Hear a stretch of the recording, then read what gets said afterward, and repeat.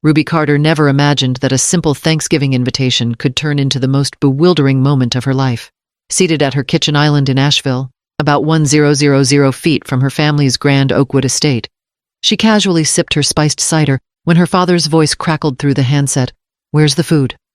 Around 15 relatives sat in stunned silence before cameras and microphones. No turkey, no mashed potatoes, nothing but empty plates. Ruby's pulse quickened, but her voice remained cool.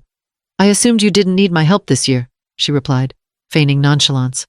On the other end, Aunt Clara's eyes darted across the long table draped in pristine linen, while her mother, Margaret, tried to stifle her confusion. Ruby closed her eyes for a heartbeat, recalling the countless times she'd arranged carpools, bandaged scraped knees, and even covered the catering bill without so much as a thank you. Now, in a single sentence, she'd flipped the script her parents had ordered every dish under her name at Carter's Butcher Shop and Sweet Valley Bakery, yet excluded her from the dining room she'd indirectly paid for. In that electric silence, Ruby realized this wasn't about turkey or cranberry sauce. It was a carefully orchestrated performance of exclusion, and she'd just become the unexpected director. As chaos erupted behind her father's voice, Ruby knew one thing for certain this Thanksgiving. She held all the cards. Ruby Carter sat quietly in her cozy Asheville kitchen, the late November sun painting golden stripes across her countertop.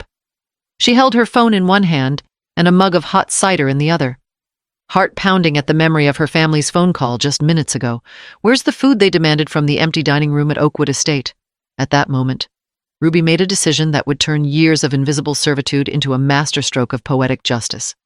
She slid a finger across her screen and dialed Carter's Butcher Shop, the boutique butcher her mother, Margaret, adored for its heritage breed turkeys.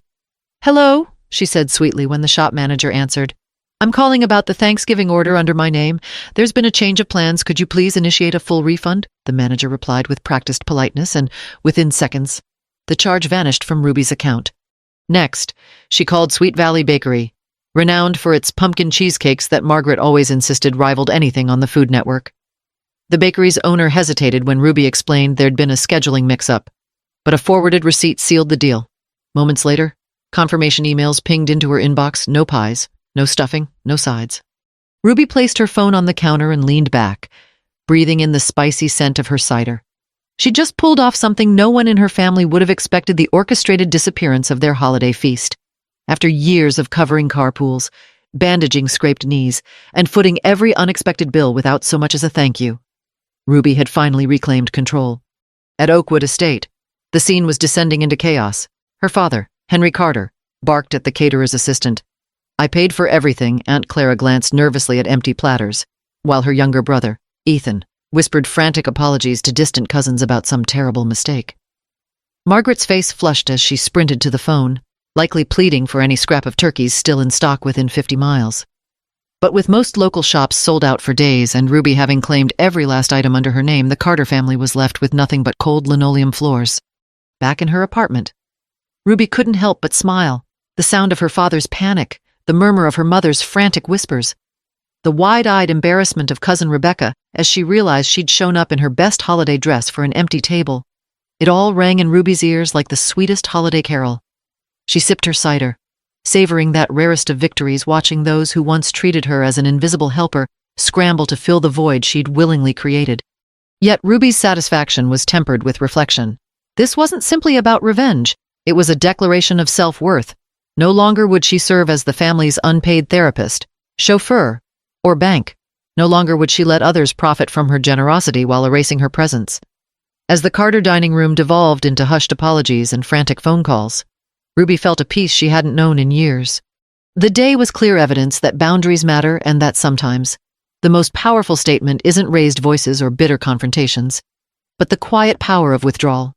By reclaiming her financial contributions and watching the family's disbelief unfold, Ruby sent a message louder than any Thanksgiving toast: she would no longer be taken for granted. That evening, as Ruby curled up by her modest Christmas tree already decked with twinkling white lights, she drafted a brief, neutral family group message. "I hope everyone enjoyed their holiday. I'm doing well and looking forward to reconnecting in the new year." No blame, no drama, just a calm assertion of her place outside their scripted rituals.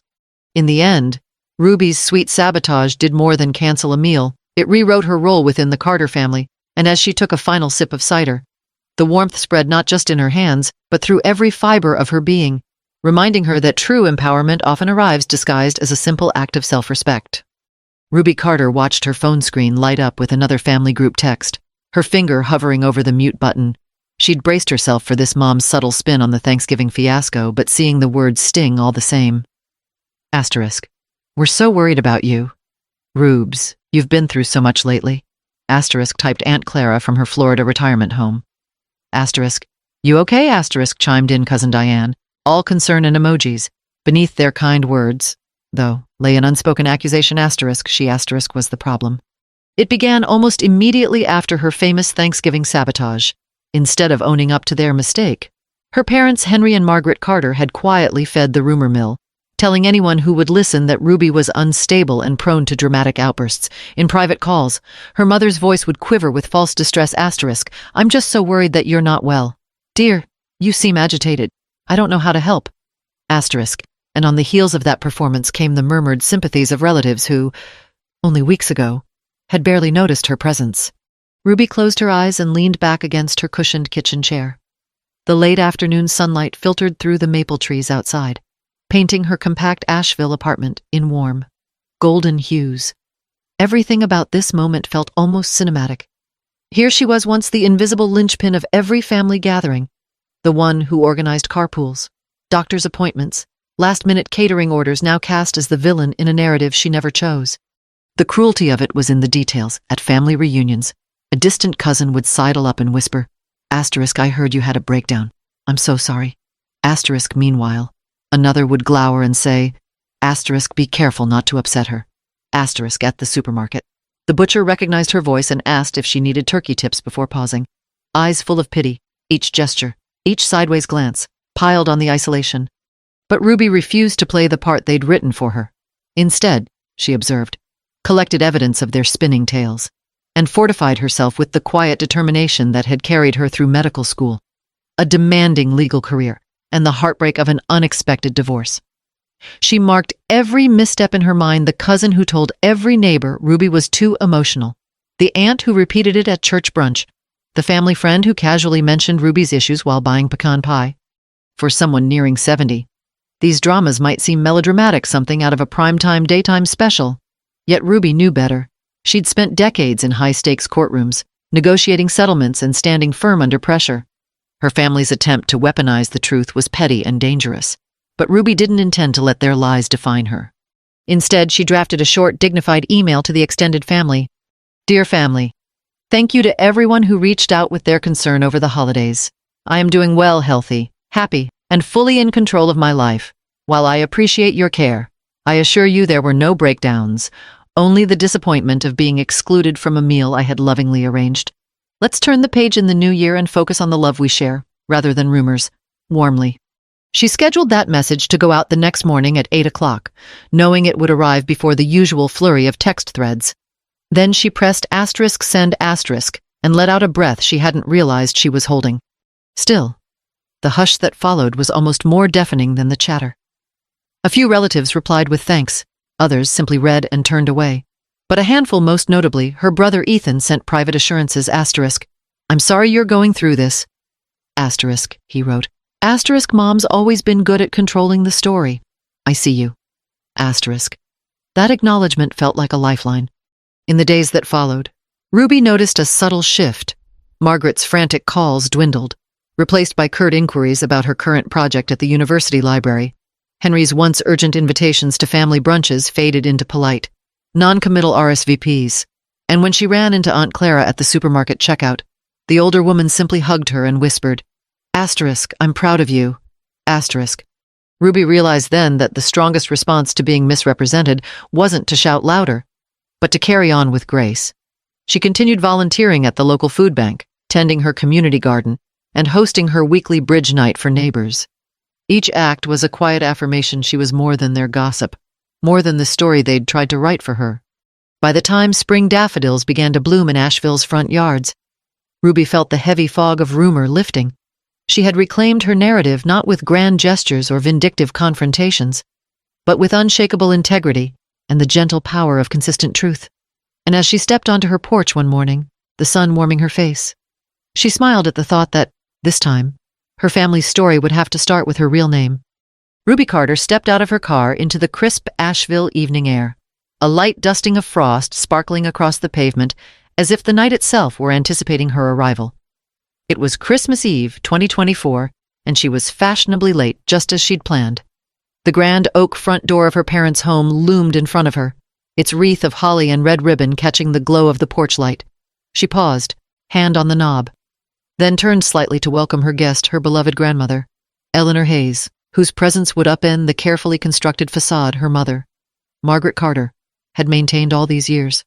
Inside, the dining room table was set to perfection, a red and green plaid runner, gleaming china, and crystal glasses that caught the chandelier's light like diamonds. At the head of the table, Margaret sat erect in her high-backed chair, arms folded, eyes sharp as a judge. Henry Carter, Ruby's father, hovered behind her, fingers tapping an anxious rhythm against his polished belt buckle. Across the table, her younger sister, Claire, pretended to scroll through her phone, though Ruby could sense the tension radiating off her. At the far end, Ethan, Ruby's teenage brother, sat perched on his chair edge, face pale but steady. Margaret finally caught sight of Ruby's coat sleeve brushing past the threshold and stiffened. "Oh," she said, voice clipped. "You made it." "Wouldn't miss it," Ruby replied, slipping off her scarf and smiling warmly as Eleanor followed her in. The older woman paused, surveying the scene with amused delight. "My, what beautiful decorations," Eleanor said, stepping forward. "It's been too long since I was welcomed through these doors." Margaret's jaw tightened. "Grandma," she said, voice brittle. "Oh, Eleanor will do. Dear," Ruby interjected. She gestured toward the seat opposite Margaret. "Please, sit." Eleanor's eyes twinkled as she surveyed the empty chair. "Why, Ruby, you've even saved me the best spot." Ruby offered her grandmother an arm, and together they took their places, Ruby on Margaret's left, Eleanor just across from her daughter. A collective hush fell over the room. Claire cleared her throat, eyes flicking between Ruby and Eleanor. "Dinner will be ready soon," she ventured. Henry swallowed visibly. "Yes, the roast is in the oven," he said, glancing toward the kitchen door as if willing it to open and reveal a steaming turkey. Moments later, Margaret clasped her hands in front of her. "I think it's lovely that you brought Grandma," she said stiffly. Her gaze locked on Eleanor. "Truly." Eleanor smiled serenely. "Oh, Margaret, I wouldn't miss a family dinner for the world, especially after all this time." She leaned in and addressed the room. "I'd like a taste of your famous maple-glazed sweet potatoes." Claire sank a little in her seat. Ethan shifted to offer Eleanor the menu, and Ruby felt the weight of everyone's eyes lift just a fraction. In that instant, she realized that her mother's attempt to erase her grandmother from holiday gatherings, a decision made years ago in some petty fit, had backfired spectacularly. As the kitchen door finally swung open, Ruby caught a flash of panic cross Margaret's face. No turkey, no sides, no pies emerged, only the caterer's assistant standing awkwardly in the hallway, hands empty. "I'm so sorry," the young woman stammered. "Everything was cancelled." Margaret's face drained of color. "Cancelled," she repeated, voice unsteady. The caterer sighed and shook her head. "I'm afraid Miss Carter's order under Miss Carter's name was refunded this afternoon." She offered her phone screen. "Here's the confirmation." A strangled gasp escaped Claire. Ethan's eyes widened. Henry's hand flew to his forehead, but Ruby remained composed, leaning forward with a gentle smile. "Oh," she said, adopting the same cool tone she'd used on Thanksgiving. "I assumed you didn't need anything from me." Silence engulfed the room. Margaret's lips parted, then closed again as she struggled for a response. Eleanor reached across the table and patted her hand. "It must be a misunderstanding," she said, voice kind yet firm. Ruby nodded. "Perhaps, but now that Grandma's here, I thought she might appreciate a home-cooked meal."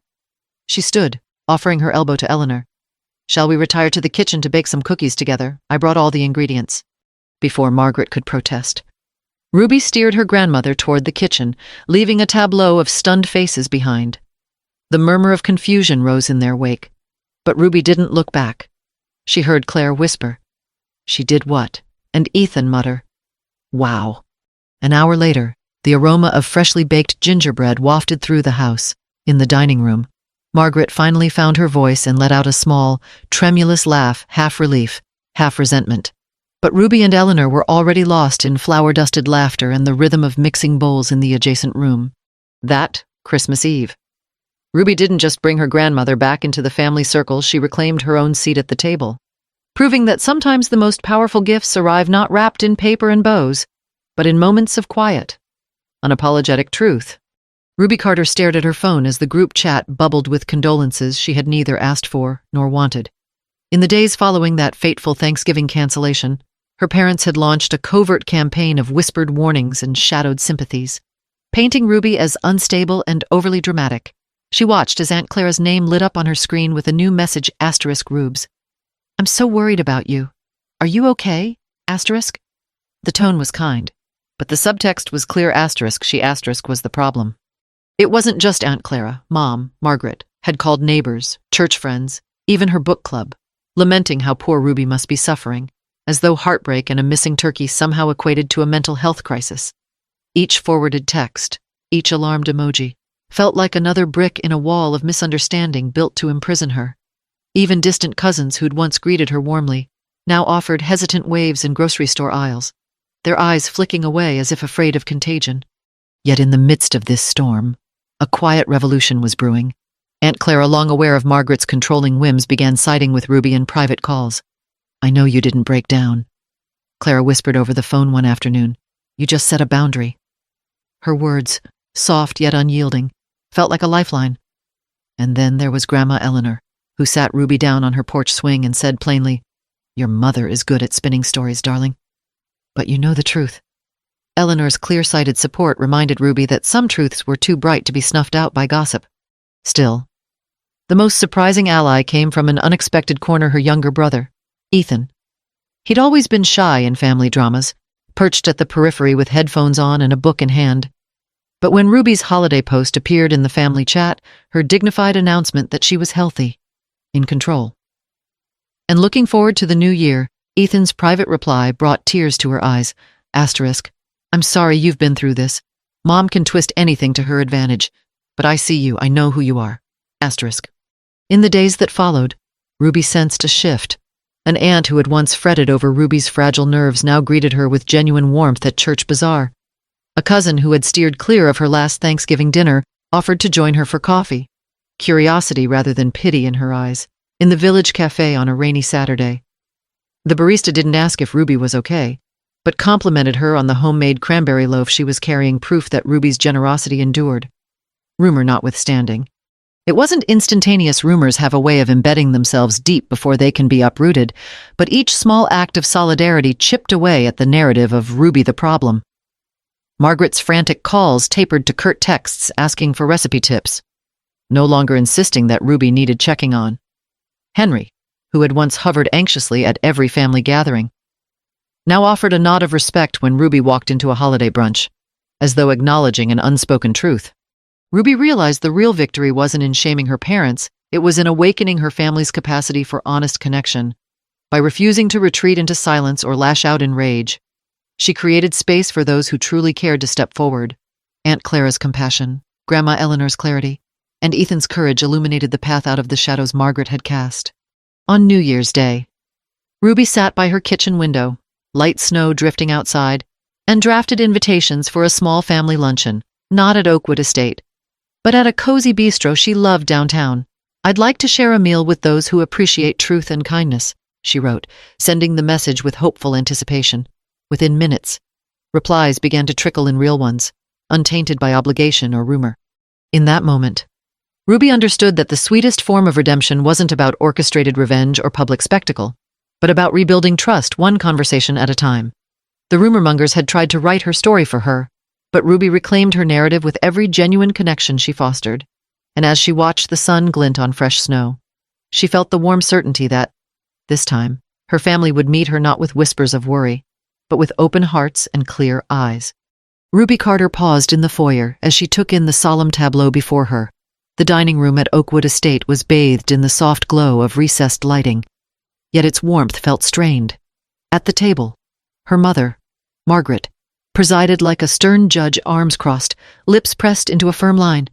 Henry, her father, stood behind Margaret's chair, shoulders rigid.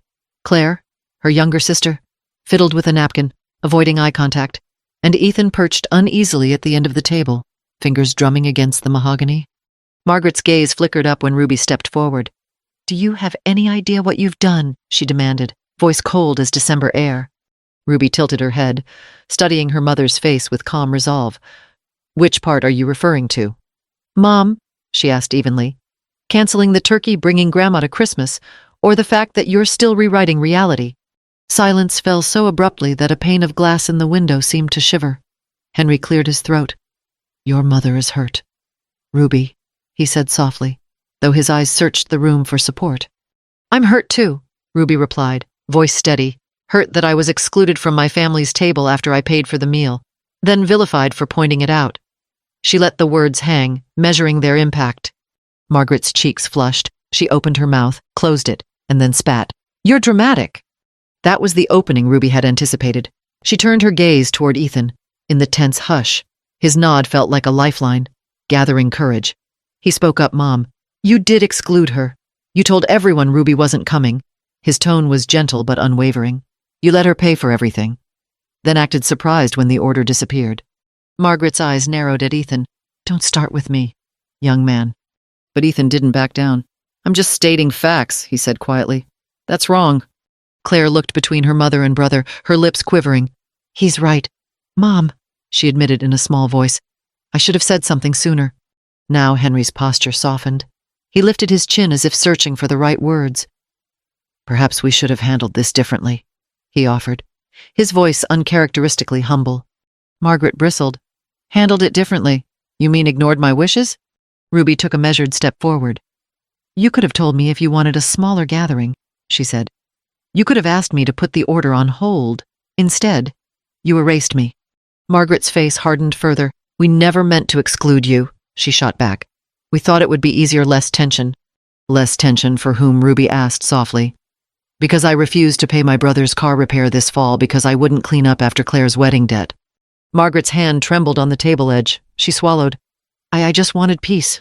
Peace, Ruby echoed, voice rising only slightly. Peace built on lies isn't peace at all. She met her mother's gaze directly. You painted me as unstable so you wouldn't have to own your mistake. In that charged moment, Margaret's defenses cracked. She glanced at Henry, her expression flickering between defiance and shame. When she opened her mouth again, no words came.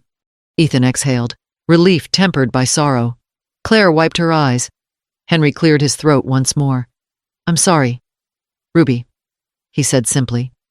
It was the first genuine apology of the evening and perhaps the first she'd ever heard from him.